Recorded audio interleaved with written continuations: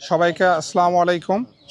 আমি জাতীয়তাবাদী শিক্ষক ফোরাম রাজশাহী বিশ্ববিদ্যালয়ের পক্ষ থেকে আমাদের যে চলমান আন্দোলন কর্মসূচি আছে তার উপরে একটা স্টেটমেন্ট পড়ে শোনাচ্ছি।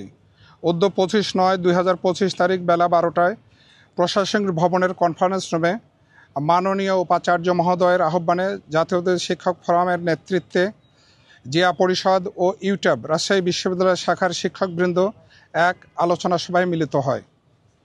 উক্ত সভায় বিস্তারিত আলোচনা শেষে উপাচার্য মহোদয় শিক্ষক নেতৃবৃন্দকে আশ্বস্ত করেন যে গত 20/9/2025 তারিখের অনাকাঙ্ক্ষিত ঘটনার বিষয়ে দ্রুততম সময়ে যথাযথ প্রক্রিয়ার মাধ্যমে দোষীদের দৃষ্টান্তমূলক শাস্তি প্রদানের ব্যবস্থা গ্রহণ করবেন।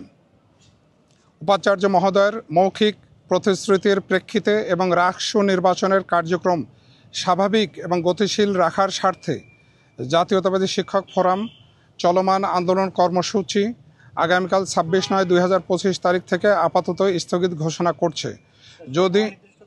যদি দ্রুততম সময়ে দোষীদের শাস্তি এবং বিশ্ববিদ্যালয়ের নিরাপত্তা, শিক্ষা ও গবেষণার সুষ্ঠু পরিবেশ নিশ্চিত না করা হয়, সেক্ষেত্রে জাতীয়তাবাদী শিক্ষক ফোরাম সকলকে নিয়ে সাধারণ শিক্ষকদের নিয়ে স্থগিতকৃত কর্মসূচি পুনরায় গ্রহণ করতে বাধ্য হবে।